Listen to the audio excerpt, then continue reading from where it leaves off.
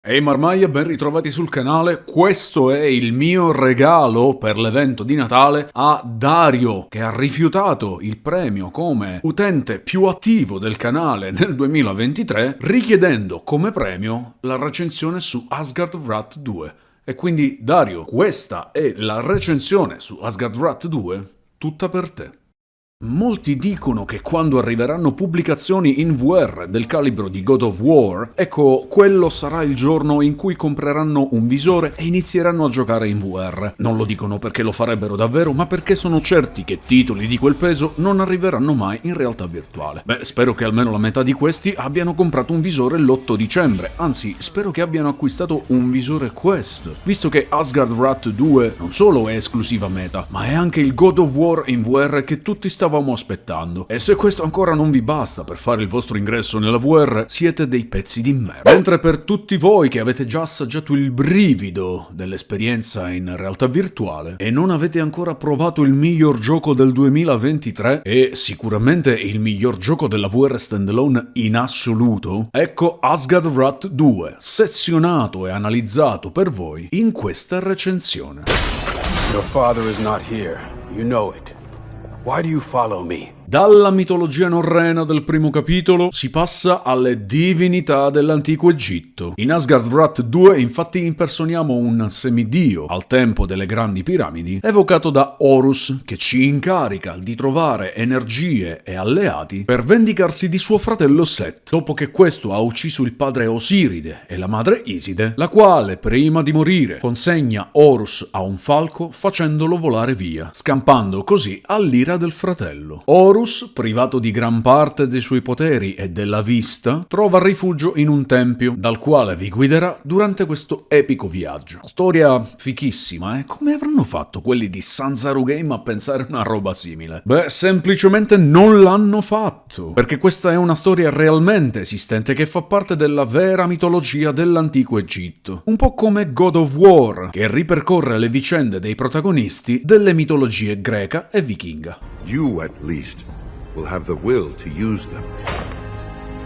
Ancora una volta siamo davanti a un'avventura in cui si mischiano combattimenti basati su schemi, come parata e contrattacco o lo studio dei pattern dei nemici, risoluzione di enigmi ambientali per proseguire nel viaggio, a volte solo se si utilizzano i poteri di uno dei compagni che troverete durante la storia. Animali che, dopo essere stati salvati, vengono trasformati in creature umanoidi per procedere al nostro fianco, ognuno con potere speciale che potrà essere sfruttato per accedere a nuove aree e proseguire nella storia. Ci sono anche elementi RPG con aumento di esperienza e raccolta di punti, che possono essere assegnati al personaggio o al compagno mediante un albero di abilità, sbloccabili solo dopo aver raggiunto un certo livello e solo dopo aver sbloccato le abilità precedenti. E alcuni nemici, se eccessivamente al di sopra del vostro livello, non potranno essere sconfitti in quel momento. L'elemento di crafting, invece, vi permetterà di creare o potenziare il vostro equipaggiamento o quello del compagno, e bisognerà disporre di tutti gli ingredienti della ricetta, oppure si potranno acquistare gli ingredienti per la creazione a patto di avere abbastanza monete. Se poi sarete particolarmente ricchi, potrete direttamente acquistare l'arma o il pezzo di armatura, ma solo dopo aver acquistato quello precedente e se il vostro livello vi consente di indossarlo. Insomma, un sistema di progressione solido che vi spingerà a procedere gradualmente e senza alcuna possibilità di saltare al compassaggio. Abbiamo poi esplorazioni di paesaggi enormi e sconfinati, templi antichi e sfarzosi ricchi di dettagli, grotte e sotterranei, rovine, strutture con sale ricche di cascate e fontane e perfino palazzi volanti. Statue e templi che sembrano stagliarsi all'orizzonte facendo parte di un semplice scenario di sfondo, ma che invece sono all'interno della mappa di gioco, e tutte esplorabili. Sistema di progressione basato su quest principali, secondarie, sfide e dungeon, chiamati Rift, che vi faranno guadagnare ricche ricompense settimanali in base a quanti piani avrete raggiunto e boss sconfitti. C'è anche un sistema multiplayer asincrono, cioè la possibilità di sfruttare gli avatar di altri giocatori per ricevere assistenza al combattimento quando affrontate un Rift, oppure ricevere parte dei loro loot guadagnato durante la loro partita. E ovviamente anche voi potrete decidere se lasciare un avatar da combattimento o di rifornimento. Asgard Wrath 2 è un gioco davvero immenso e se volessi parlare di tutte le meccaniche presenti in questo gioco, questa recensione durerebbe ore. Sappiate però che alcune di queste meccaniche sono poco precise e necessiterebbero di essere migliorate un po', come l'arrampicata o le poche possibilità di improvvisare per la risoluzione dei vari enigmi, i quali richiedono invece un approccio unico e piuttosto lineare, senza dare la possibilità di risoluzioni alternative. Ma non possiamo biasimare Sanzaru Games per questo, visto che hanno già avuto molto a cui pensare per inserire tutte queste meccaniche all'interno di quest'opera, offrendo un gameplay che in generale rasenta la perfezione. Creature of the gods curse now. Non ho alcun dubbio, questo è probabilmente il gioco che mi ha fatto sentire immerso in esso come nessun altro finora, tanto da farmi provare una sorta di allucinazione olfattiva, facendomi avvertire quell'odore particolare che si sente quando siamo in una piscina al chiuso, o quando una fontana spruzza i suoi getti verso l'alto e le goccioline che ricadono rilasciano quell'odore caratteristico. Questo è quello che ho provato quando sono entrato nel Tempio dell'Acqua, ricco di enigmi da risolvere e dove ho affrontato una delle boss fight più epiche di questo gioco. La colorazione azzurrognola che avvolge tutto, cascate e fontane ovunque, statue gigantesche che scrutano attraverso l'acqua e infine essere investito dal potente getto d'acqua sparato dall'enorme boss. L'unico limite all'immersione è stato non uscirne completamente bagnato, ma per il resto le sensazioni e le emozioni di trovarmi davvero lì le ho provate tutte. Questo è solo un esempio per farvi capire il livello di immersione, ma Asgard Wrath 2 è un continuo di sensazioni del genere. What a shield. No oxhide could do it justice. Beh, non è stato amore a prima vista, nessun colpo di fulmine o stupore particolare quando per la prima volta si è aperto lo scenario davanti ai miei occhi. Ci sono perfino rimasto un po' deluso e, per non rovinarmi troppo l'esperienza, mi sono ripetuto che fosse un risultato accettabile considerando che quello fosse un gioco standalone. Però non è bastato a convincermi fino in fondo e per la prima mezz'ora di gioco non ho fatto altro che notare il basso livello delle texture, la poca profondità di campo e altri difetti grafici che non rendevano giustizia a un'opera così colossale. Poi ho capito, Asgard Wrath 2 è una gigantesca opera d'arte e come tutte le cose enormi rende quando è vista nel complessivo, non nei piccoli dettagli. Infatti quando ho iniziato ad apprezzare le vaste lande del deserto, i panorami sui quali si stagliavano gigantesche statue e templi titanici, la mia valutazione ha iniziato a cambiare e farmi concentrare maggiormente sul gameplay, quasi non facendo più caso ad alcuni piccoli dettagli che, se fossero stati più curati, avrebbero reso l'esperienza perfetta. Ma allora perché un voto perfetto alla grafica? Il gioco gira in maniera fluida senza incertezze anche su Quest 2. Ha un frame rate leggermente più basso e inizialmente era questa l'unica differenza dal giocarlo su Quest 3. Sanzaru Games però ha deciso di rilasciare l'aggiornamento grafico per Quest 3 che sarebbe arrivato nel 2024 appena 2 settimane dopo l'uscita del gioco e il risultato è spaventosamente eccellente. La pulizia dei modelli e degli oggetti anche da vicino, l'aumento della profondità di campo, il miglioramento di alcuni effetti di luce e delle ombre dinamiche e perfino l'aumento del frame rate, cosa che sembrerebbe impossibile da realizzare su Quest 3, ma poi pensi, aspetta un attimo, è un gioco divino, quindi deve essere per forza un miracolo. Sia che lo giochi su Quest 2 che su Quest 3, Asgard Wrath 2 è un vero prodigio della tecnica, che fa di questo gioco l'Half-Life Alyx della VR standalone, l'anno zero della VR senza PC, titolo dal quale tutti, a partire da questo momento, dovrebbero prendere esempio. A clear path. Hardly a challenge.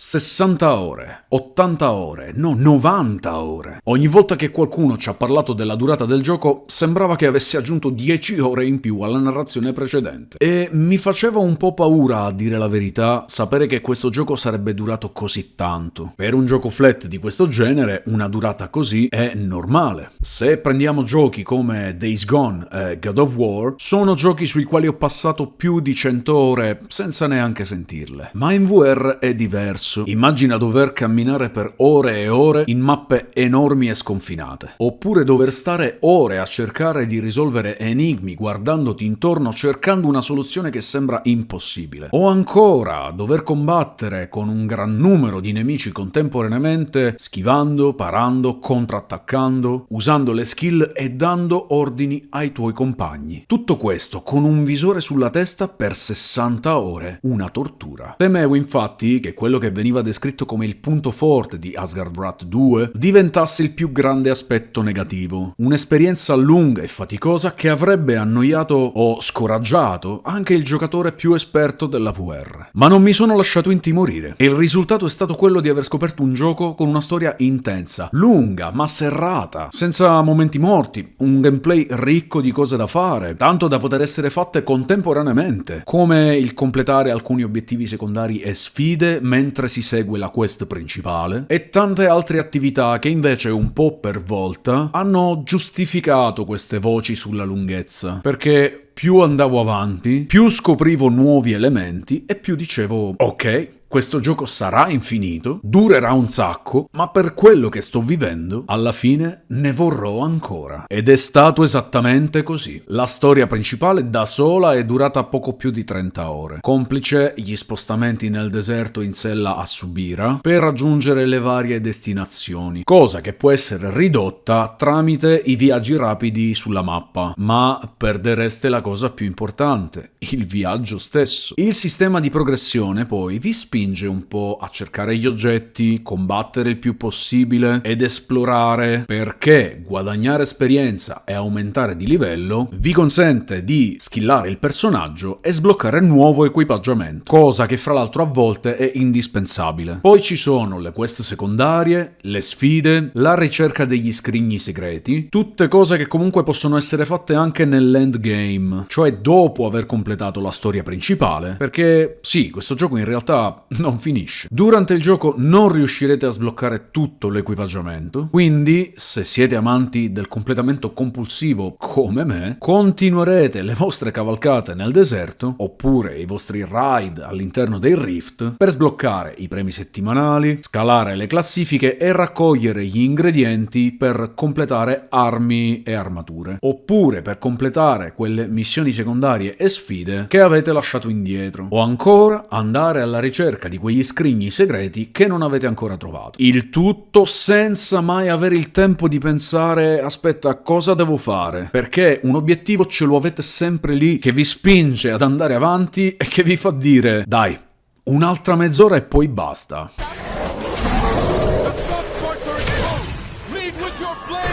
Parere personale: Asgardwrath 2 è il miglior gioco della VR standalone in assoluto e non ho dubbi che da questo momento in poi si comincerà a parlare del prima e del dopo Asgardwrath 2. È un gioco che tutti dobbiamo avere in libreria e dobbiamo giocarlo almeno una volta, altrimenti non si potrà dire di aver provato la vera VR. Tra gli aspetti positivi c'è una storia epica basata sulla vera mitologia dell'antico Egitto, un sistema di combattimento migliorato rispetto al primo, dinamico e avvincente, e una durata e longevità enorme che vi farà superare tranquillamente le 60 ore di gioco senza nemmeno sentirle. Tra gli aspetti negativi ci sono alcune meccaniche poco precise come l'arrampicata, l'impossibilità di muoversi liberamente in alcune situazioni, tipo il non poter saltare su o giù da un dislivello anche di pochi centimetri se non c'è l'indicatore d'azione, e l'inventario, anche quello rapido, è un po' macchinoso da usare, soprattutto nelle fasi più concitate, tanto da farmi preferire il mettere il gioco in pausa e accedere all'inventario tramite menu. Vi lascio qualche secondo di gameplay di Asgardwrath 2 che potete acquistare al 25% di sconto usando il link che trovate in descrizione e nel primo commento. Oppure potete acquistare un Quest 3 tramite i miei link Amazon, ricevendo Asgardwrath 2 in omaggio con l'acquisto fino a gennaio 2024. Grazie per la visione completa, supportate il canale tramite i super grazie, like, iscrizione e continuate a seguire. Da bene è tutto,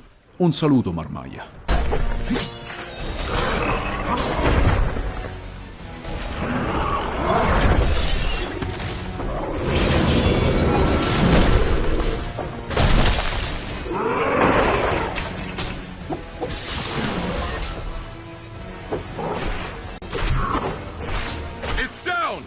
Finish it! Hurry, before it rises! Kill it! Ah, you live! No small feat in this den of scorpions. By the looks of it, my brother and I have found our...